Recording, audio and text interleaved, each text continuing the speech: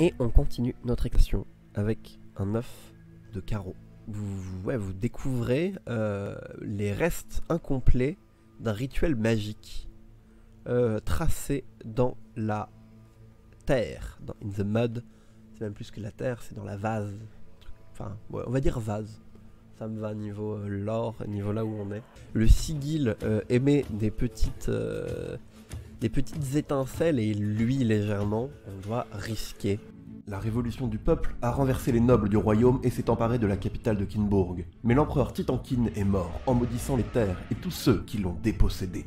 À présent, les seules pièces restantes sont celles enterrées avec les lords morts-vivants qui ont forgé l'Empire.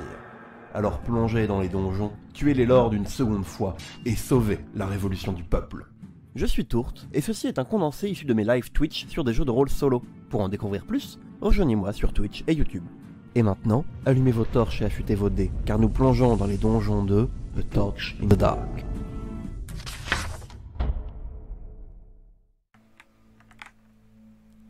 C'est un échec. On marque un XP, ce qui veut dire que quand vous marquez de l'XP, autant d'XP que vous avez de compétences, c'est le cas, vous pouvez immédiatement choisir un autre skill ou en changer un. On vient de le gagner en échouant face au sigil. Donc ce serait bien que ça soit RP par rapport au sigil. Donc quelque chose lié aux arcanes, par exemple. Là je vois. Ah bah voilà, on va gagner la compétence de rituel. On va apprendre le travail lent et précis de dessiner des symboles et des cercles magiques. Brava Twice Betray nous murmure que c'est un travail lent et dangereux et qu'elle ne peut pas vraiment qu'elle recommanderait contre cette pratique. Mais il n'empêche que il faut ce qu'il faut pour survivre dans ce monde, et un peu de magie n'a jamais fait de mal à personne, n'est-ce pas? Donc ça veut dire qu'on a aussi gagné un PV en fait. C'est ça qui est bien dans cette façon de faire, c'est que on peut prendre une condition supplémentaire. Et du coup il faut aussi qu'on gagne un XP de plus par rapport à avant. Je sais pas, je trouve ça tout simple et tout bien compressé pour que ça soit efficace comme il faut. Mais qu'est-ce qui se passe? Donc on a raté et on va encaisser un de corruption. Voilà, moi je trouve que dès que tu rates avec la magie, ça c'est logique que tu encaisses de la corruption. Et donc on s'approche du truc et on l'observe. Il y a un petit éclat de lumière et il y a des images, des voix, il y a un savoir impie et interdit qui se déverse dans notre esprit. Quelque chose enfin, c'est pas à nous ces souvenirs, c'est pas à nous ce savoir, mais on nous laisse pas le choix de l'apprendre. Le sigil, j'imagine bien un truc. Je suis un peu toujours sur l'œil en fait, je pense. Du coup, j'imagine toujours un truc un peu comme un œil qui plonge son regard en nous, dans notre âme, dans lequel il y a des glyphes qui donnent la magie au truc, mais c'est pas c'est un peu effacé et ça n'a pas été fini visiblement. Du coup on est stun pendant presque peut-être des heures, on perd la notion du temps tout simplement. Quand on se réveille, on est à terre, il y a notre petit chat qui est en train de nous léchouiller la goule en miaulant. Il a l'air un peu flippé. Et quand on se relève, il nous jauge du regard, il se demande peut-être qu'on a un peu changé. Je sais pas. Il y a quelque chose qui est toujours là. Et qui est là maintenant. Un nouveau truc. Qui était pas là avant. Une nouvelle carte. Dame de carreau. 3 frères jumeaux même. Cherchent leur mère cherchent le tombeau de leur mère. Elles construisaient des bateaux pour le Lord Amiral, selon eux en tout cas. Si vous voulez les aider, vous pouvez faire un jet risqué. On est quelqu'un de chouette.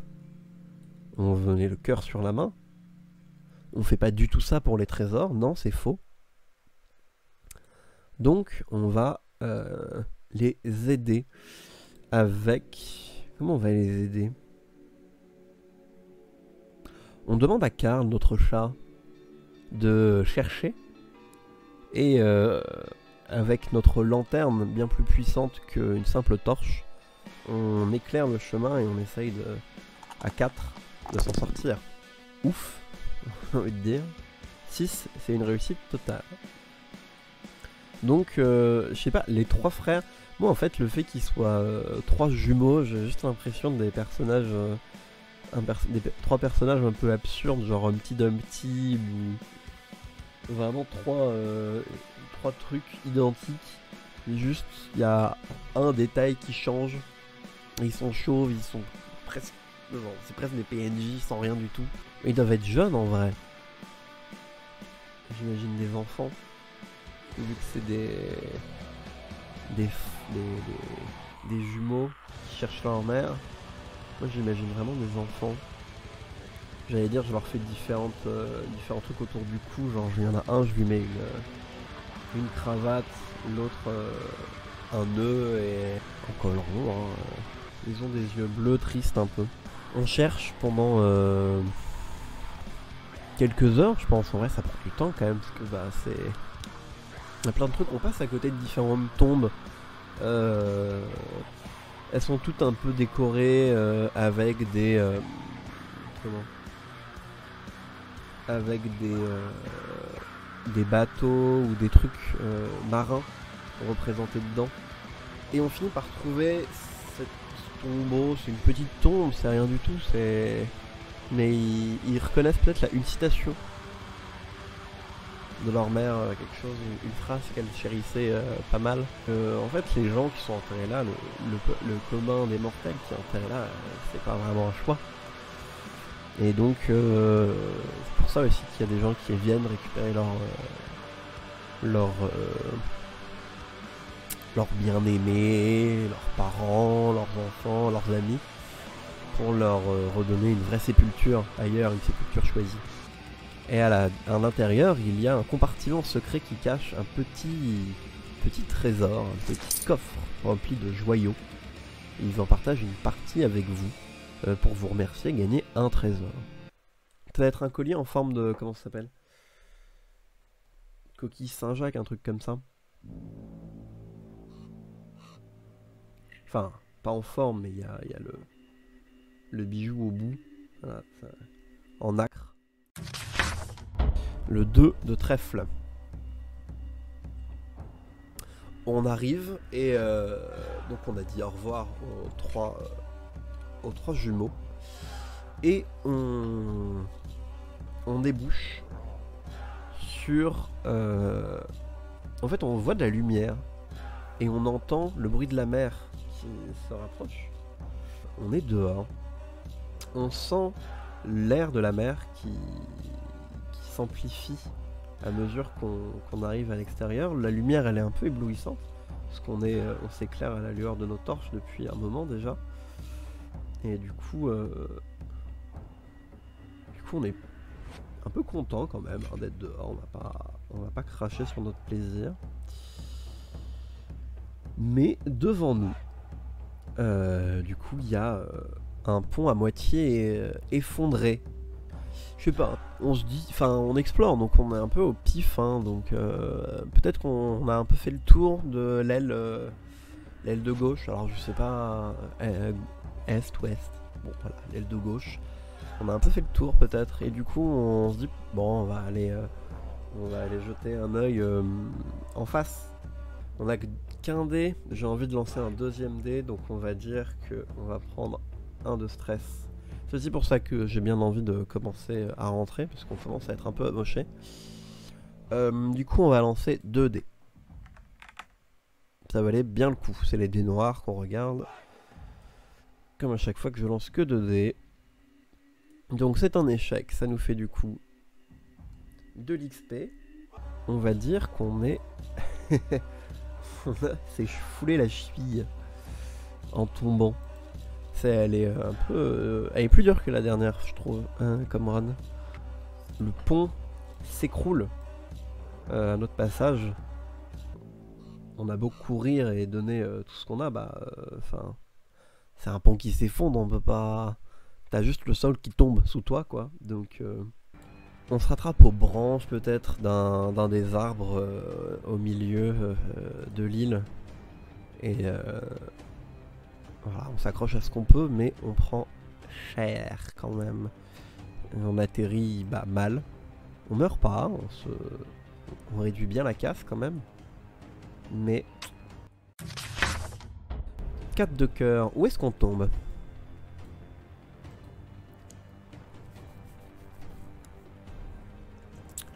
On se raccroche à des branches. On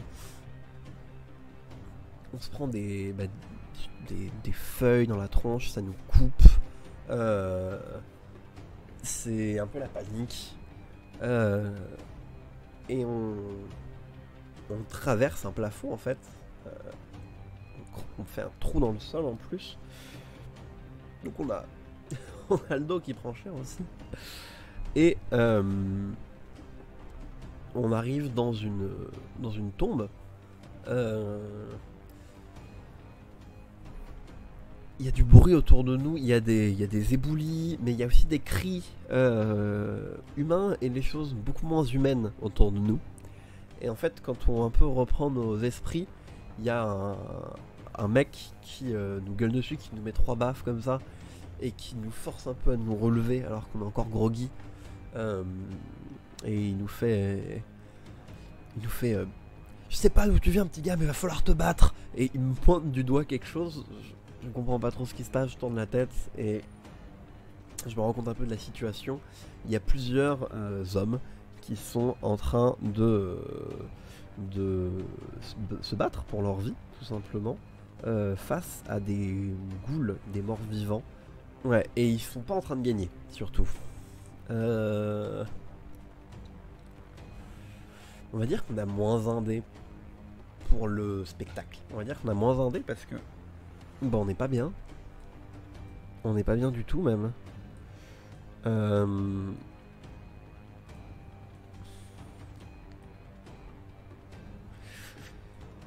On prend notre torche dans une main, notre flingue dans l'autre. On a visé et du coup on va lancer que 2 dés. 6. Yes. Allez. Grâce à la diversion que j'ai créée et à mon aide supplémentaire, même si je suis clairement dans les vapes, on réussit à éclater la gueule des ghouls. Et on les fait battre en retraite en fait, juste on les... c'est des créatures plus vraiment humanoïdes, presque plus canines. Qui ont à peine la peau sur les os et qui, je sais pas si elles communiquent entre elles en gueulant, elles ont vraiment plus grand chose d'humain et du coup on les fait fuir avec la lumière et avec je pense que les mecs se battent avec des pelles, tout ça, mais ils sont salement amochés et ils me remercient de les avoir aidés, mais ils sont un peu dans leur truc, ils essayent de sauver leurs blessés, de reculer, hein, parce qu'ils ont peur que les ghouls reviennent, et je pense qu'ils ont un peu raison. Qu'est-ce que nous dit la carte suivante? C'est un 5 de pique. Allez, on va décider, après celle-là, de faire demi-tour, donc on va tirer 2-3 cartes de demi-tour et puis on ira dépenser notre loot. Ah, super. 5 de pique. Du coup, on est en train de fuir avec ces gars-là. Revenir vers la sortie. Ou, enfin, en tout cas, par où on est rentré, plus que la sortie pour de vrai. Et du coup, on essaye de ne pas faire trop de bruit. On est avec nos blessés, qu'on aide à marcher. Mais voilà, tout le monde est un peu mal en point. Et je sens bien que c'est pas leur première emmerde à ce groupe-là, quoi. Ils sont plusieurs à pas être forcément en super état. On marche parmi les tombes. Et il y a un... on essaye de faire un peu du... Personne parle en fait. Du coup il y a juste nos pas qui résonnent, assez oppressant au final. On essaye d'aller vite et en même temps d'être discret puisque le combat contre les ghouls c'était -1. Je suis un peu un cadeau tombé du ciel plus ou moins. Évidemment il y a un des mecs qui est devant et qui nous fait un chut. Tout le monde pousse. Qui me fait signe de nous baisser. On sait pas ce qui se passe. Et on entend le cliquetis d'une armure. Et à travers les tombes, il y a une petite brume légère qui s'était peut-être levée et du coup qui en plus a baissé notre visibilité quoi. Et on éteint tous nos torches. Bon, enfin on les cache comme on peut quoi, notre feu. Et il y a un chevalier noir mort-vivant évidemment qui se tient devant nous, l'air menaçant et surtout mort-vivant, donc c'est le genre de truc qui va pas forcément... C'est pas comme une goule, c'est autrement plus dangereux qu'une goule. Les ghouls c'est vicieux mais c'est un peu comme des animaux, alors que là c'est un mort-vivant, c'est un genre d'esprit qui hante ces terres. Et du coup il y a quelque chose de sans relâche, une force, une volonté qui va pas fuir comme on a pu faire fuir les autres. J'imagine bien le bas, un truc un peu fuzzy, obscur, tu sais pas trop si c'est de la brume, s'il y a des pieds, si c'est juste une... Et ouais, sur sa lame, il y a aussi des symboles. Peut-être que c'est ça d'ailleurs qui l'emprisonne ici. Face à un esprit, on va étudier et utiliser un rituel. Ça c'est cool je trouve, ça j'aime bien. Et pour activer notre sigil, on va utiliser notre vinasse et foutre le feu au sigil pour l'activer. Ça nous fait un 5, une réussite avec un coup. On va perdre la vinasse tout simplement. Donc on trace sur le sol un sigil. Et du coup en fait voilà, j'explique mon plan aux autres. Et donc on met en place notre tactique.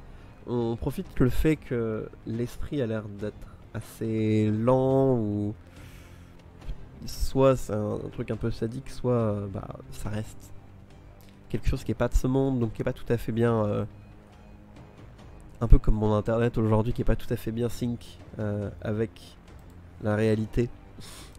Et du coup on en profite pour que eux fassent diversion, pendant que moi du coup je peux faire ma magie noire. Alors ils sont moyen chauds, mais en fait je leur fais bien comprendre que de toute façon la sortie on la voit derrière lui peut-être, et que y a, à moins qu'ils aient envie de remettre en jeu la vie de leurs compagnons, il va falloir me faire confiance. Je leur dis pas par contre que je n'ai jamais fait ça. on va pas leur faire peur inutilement, hein. De toute façon ça s'est bien passé. Mes camarades commencent à attirer l'attention à droite, à gauche, à lancer des cailloux pour le désorienter un peu. Et en fait juste, alors ça me fait pas gagner, mais ça nous fait juste gagner le temps qu'il faut pour que je puisse lancer mon incantation. J'y mets le feu et je verse du coup mes dernières gouttes de vin pour pouvoir mettre le feu à la terre maudite, pour la consacrer un peu, pour ouais, c'est peut-être un peu de superstition hein, d'y mettre le feu, il n'y a peut-être pas besoin, mais je sais pas, c'est ce qui me semble le plus adapté. Et il y a un flash, il y a les chaînes, un peu comme celle que j'avais vue la dernière fois sur l'œil que j'ai combattu, qui s'enroulent autour du chevalier et qui l'enserrent et qui le font disparaître sous terre sans un bruit. Il y a un silence de mort qui règne et du coup juste il reste la brume. Et un peu, on est tous un peu hébétés, il y a le sigil brûlé. Les flammes se sont arrêtées à l'instant même où la chose a tiré dans une autre dimension certainement ce chevalier maudit. Et du coup voilà, c'est... Tout le monde me regarde un peu mal, mais on est là et on est tous vivants. Je tire le 4 de trèfle. Parfait, c'est trop bien. Les hommes enfin en fait du coup je les suis quoi, on sort ensemble et du coup il faut monter sur leur bateau et il y a un ciel noir menaçant. Les nuages s'amoncellent autour de nous et soudainement il y a une pluie froide et un peu piquante presque qui commence à tomber. Et il faisait sombre avant, mais au moment où on met le pied hors de l'île, où on pousse le bateau sur l'eau, qui navigue, eh bien on sent qu'il y a quelque chose qui ne veut pas nous laisser partir. Et instantanément, il y a une tempête qui se déclenche. Je vais pas être très utile sur un bateau, moi. Vous savez quoi, on est au... Non, bah on va encaisser un de stress, et en fait je suis juste les consignes du mieux que je peux. On va lancer un dé. C'est un 2. 2, c'est un échec à nouveau. Le bateau est ballotté dans tous les sens. Il y a des éclairs d'une couleur ignoble qui zèbrent le ciel. Et on fait comme on peut quoi. J'imagine un truc entre guillemets rudimentaire. Pas un gros bateau incroyablement complexe.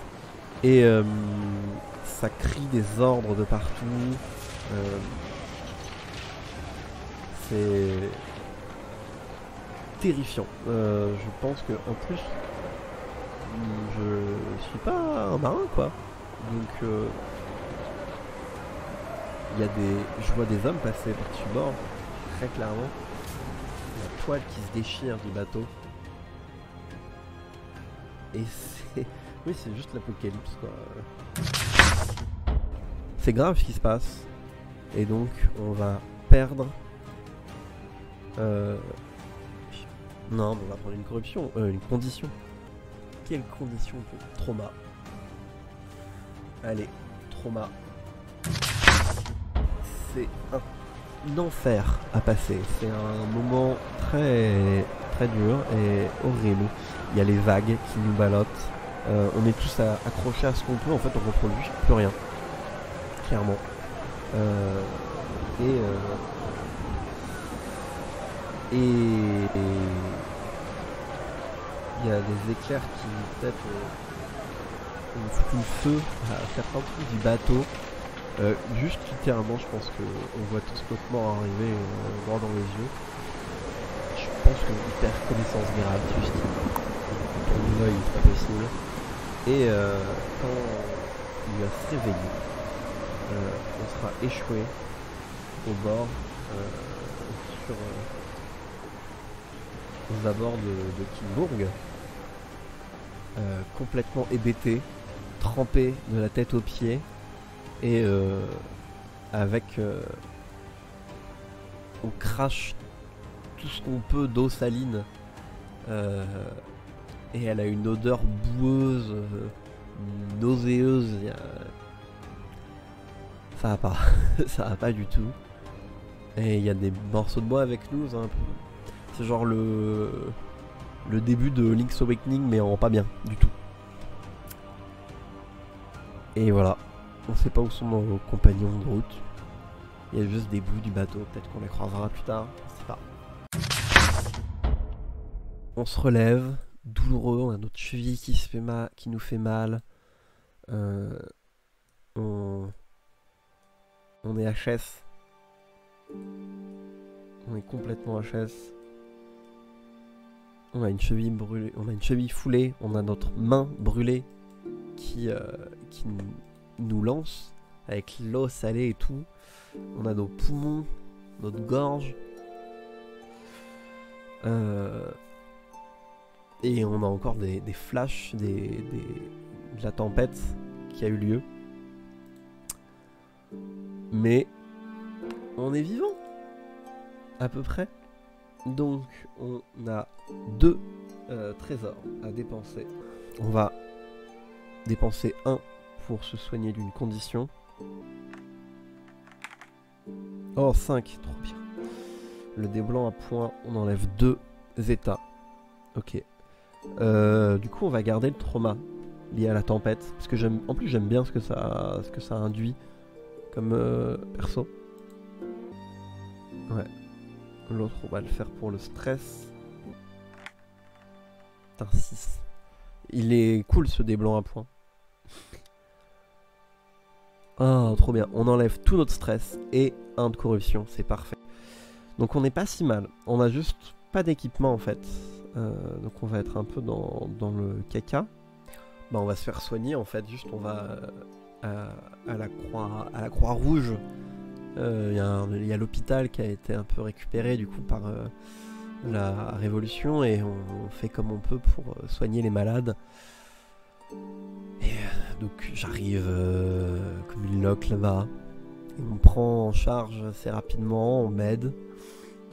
Et puis on me fait repartir parce que il n'y a pas de place, il y a peu de place en tout cas. Et au fond, je suis soigné, donc voilà. Je repars chez moi. Et je me laisse à nouveau tomber de sommeil. Je pense que je vais passer plusieurs très mauvaises nuits à cauchemarder que je me fais engloutir par des flots qui m'écrasent contre des nécropoles maléfiques. Quelque chose comme ça. Voilà. Du coup, c'était A Torch in the Dark. Notre deuxième plongée dans A Torch in the Dark. Compliqué. Compliqué cette run. J'espère que la prochaine fois, il nous arrivera moins d'emmerdes.